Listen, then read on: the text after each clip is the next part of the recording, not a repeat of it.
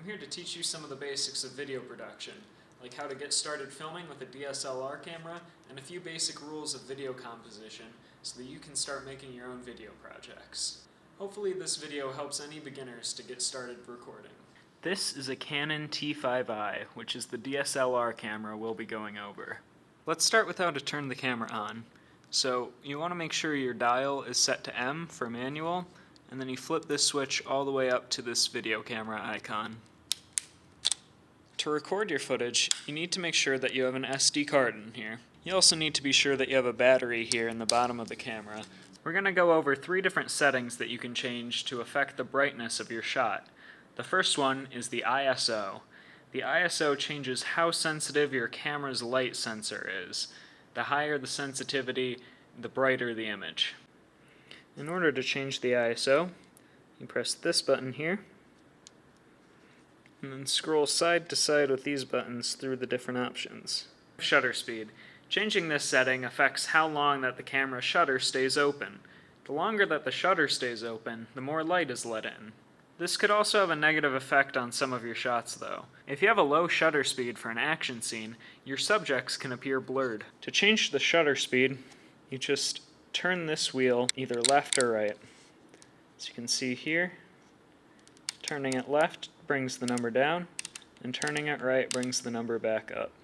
Next we have the aperture. The aperture affects how much light is physically let in to reach the sensor. The smaller the aperture, the less light is let in, and vice versa. Changing the aperture is a lot like changing the shutter speed, except you also hold this button while you do it. As you can see, while I'm holding this button, this number changes. Finally, when you have all those settings ready, you press this button here to start recording. Normally, pressing that would bring up a little indicator that the camera is recording. Pressing the button again stops the recording. A couple more important things you should know before you record is that pressing this button lets you see all of your recordings, and twisting this allows you to zoom in and out. Now that we know how to record with a DSLR camera, let's go over a couple basic composition rules for your shots. First, we have the rule of thirds here.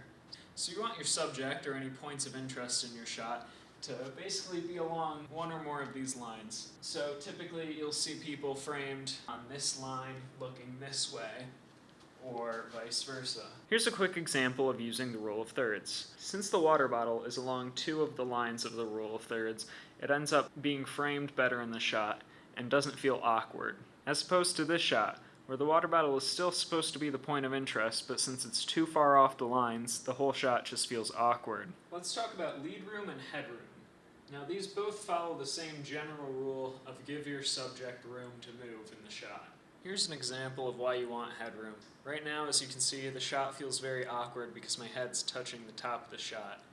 But if I back up a little bit, it opens up the shot, it follows the rule of thirds better, and it makes the shot a lot less awkward than before.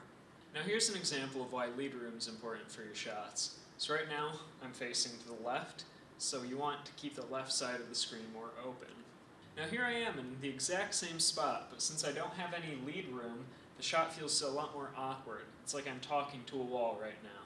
So you gotta remember to give your subjects room for their head and room to move around, or else your shots are gonna feel really awkward and they're probably not gonna come out the way that you want them to. Well, we went over a few basic rules of video composition and how to start recording with a DSLR camera. Hopefully this helps any beginners out there to get started with any video projects they have in mind.